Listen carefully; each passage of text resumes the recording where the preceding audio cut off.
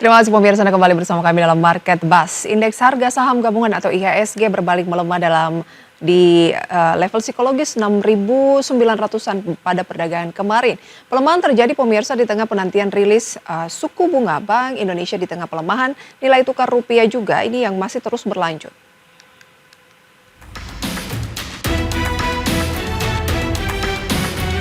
Indeks harga saham gabungan atau IHSG yang menguat di awal perdagangan kembali tergelincir saat penutupan dan kembali meninggalkan level 7.000. Di perdagangan Selasa, IHSG merosot 0,86% ke 6.956,66.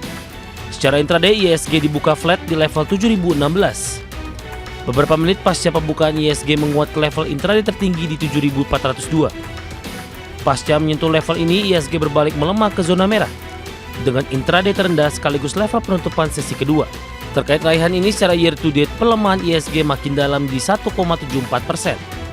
Sektor kesehatan tumbang 1,36%, sektor barang konsumsi primer terpangkas 0,94%, sektor keuangan melorot 0,89%, sektor perindustrian turun 0,54%, sektor infrastruktur melemah 0,34%.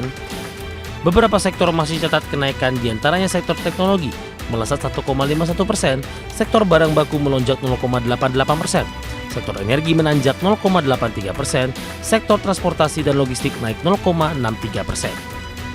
Saham penghuni deretan top gainers LQ45 didominasi emiten berbasis nikel, diantaranya PT Merdeka Copper Gold Tbk atau MDKA menguat 10,85% di level Rp1.635 per saham. Saham PT Vale Indonesia Tbk atau INCO menguat 7,29% di level Rp3.650 per saham, dan saham PT Merdeka Battery Materials Tbk atau MBMA 5,77% di level Rp440 per saham. Penguatan saham berbasis nikel dan mendominasi di deretan top gainers LQ45 di tengah pemerintah yang berencana memangkas produksi nikel di 2025. Mengingat Indonesia merupakan salah satu produsen nikel terbesar di dunia, diharapkan kebijakan ini dapat meminimalisir kejatuhan harga nikel dalam beberapa waktu terakhir. Sementara saham yang jadi top losers LQ45 diantaranya saham PT Semen Indonesia Tbk atau SMGR melemah 4,79% di level 2.780. Saham PT Indah Kiat Pulp and Paper Tbk atau INKP melemah 4,10% di level Rp6.425 per saham. Dan saham PT Barito Pacific Tbk atau BRPT melemah 3,96% di level Rp970 per saham. Sementara dari sisi saham, emiten PT Barito Renewables Energy Tbk atau BREN menjadi pemberat terbesar IHSG di 14,3 indeks poin di level Rp9.650 per saham melemah 3,74%. PT Bank Mandiri Persero Tbk atau BMRI menjadi penekan IHSG di 11,2 indeks poin di level Rp5.400 per saham melemah 2,26%. IHSG kembali merana di tengah wait and see investor terkait keputusan suku bunga terbaru Bank Indonesia di pertemuan Januari 2024. Kabar ini sangat dinantikan oleh para pelaku pasar karena menantikan kebijakan suku bunga BI, terutama di tengah rupiah yang melemah terhadap dolar Amerika Serikat di 16.200-an.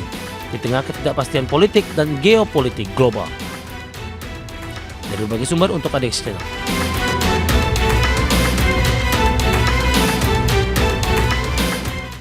Ya pemirsa, selain pelemahan indeks harga saham gabungan, kita akan lihat beberapa market spotlight yang sudah kami himpun dalam grafis berikut ini pemirsa.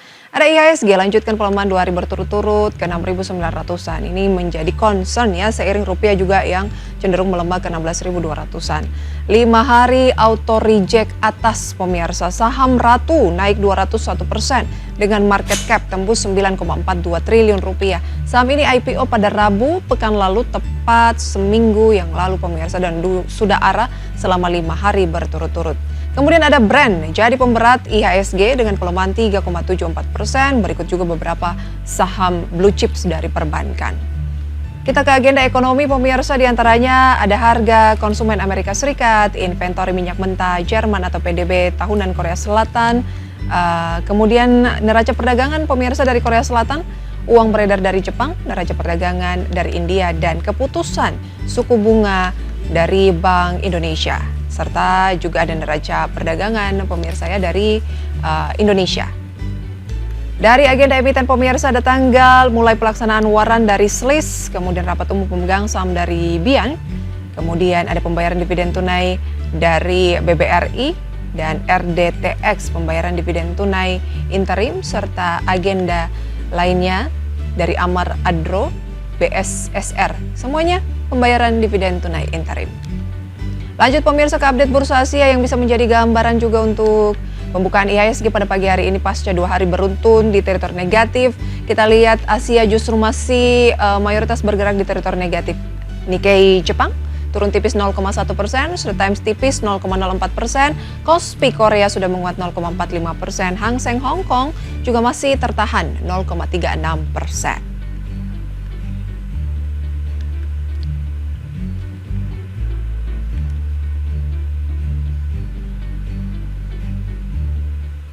Dan pada pagi hari ini pemirsa kita akan membahas terkait dengan petunjuk untuk investor retail di tengah gejolak yang masih terjadi di pasar saham Indonesia. Tersambung melalui video conference bersama dengan Mas Kenci Putra Cahaya, Head of Business Development PT FAC Sekuritas Indonesia. Mas Kenci, selamat pagi. Selamat pagi Mbak Fisa. Mas Kenci, bagaimana melihat indeks harga saham gabungan yang 2 hari berturut-turut ini terus mengalami pelemahan? Pelemahannya juga termasuk yang cukup signifikan untuk harian begitu. Dan tentunya kita akan membahas nanti bagaimana petunjuk untuk investor retail di tengah pelemahan atau gejolak yang terjadi saat ini agar tidak salah pilih. Nah, kita ke IHSG dulu. Apa sih sentimen utamanya? Oke, sentimen utama kenapa koreksi IHSG kalau kita lihat ya cukup dalam juga ya.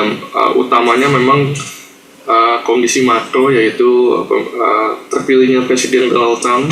Itu polisi-polisinya juga memang pro untuk US, sehingga memang negara-negara berkembang nih dari kebijakan US ini kena impact-nya.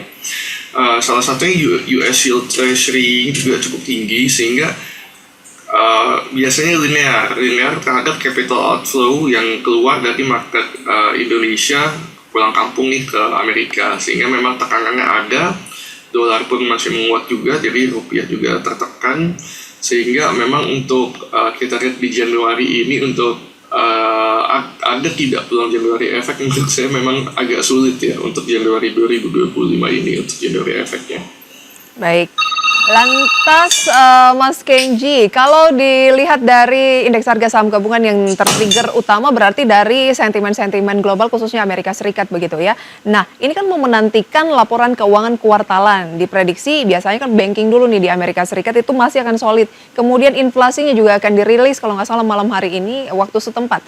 Nah, sejauh mana itu juga akan menjadi dampak lagi untuk indeks harga saham gabungan? Akankah cukup melegakan dengan ada kenaikan juga atau sebaliknya IHSG masih cenderung akan tertahan?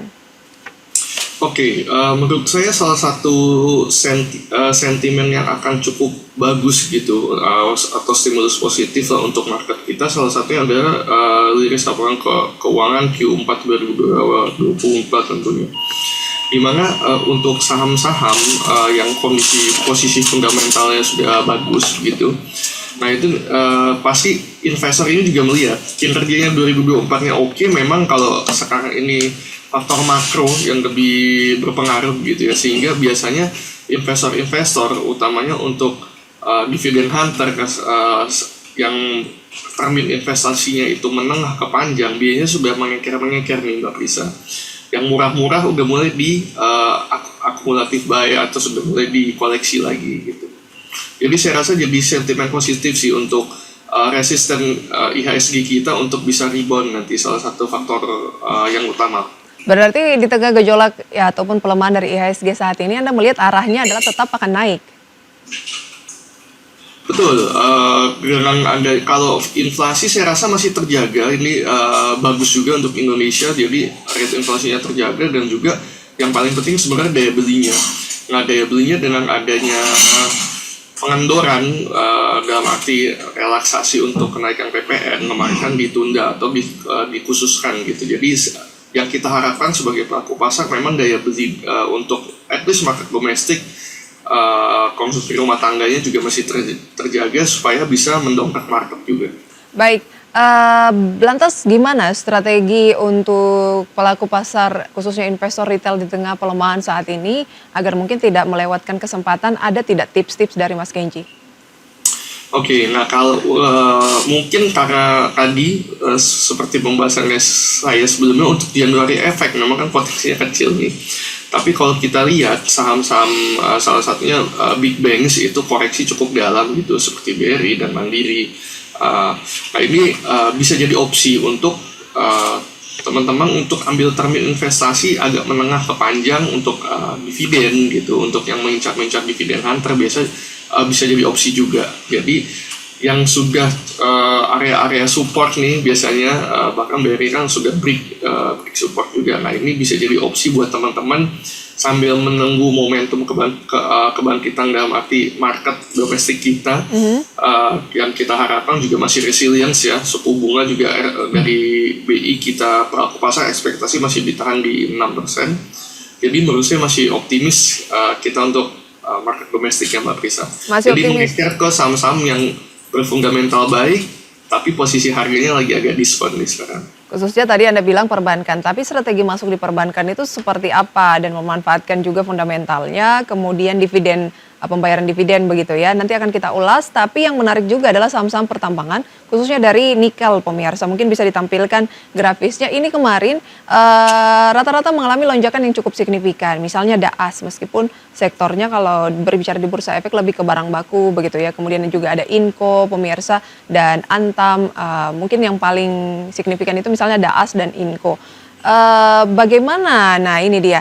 Tanggapan Anda mengenai saham-saham ini, ada DAAS, kemudian DKFT, Inco, Harum, Antam, Tins. Ini semua kompak melonjak dan kenaikannya Inco yang paling signifikan ya, sampai penutupan sempat 7% lebih di 3.680.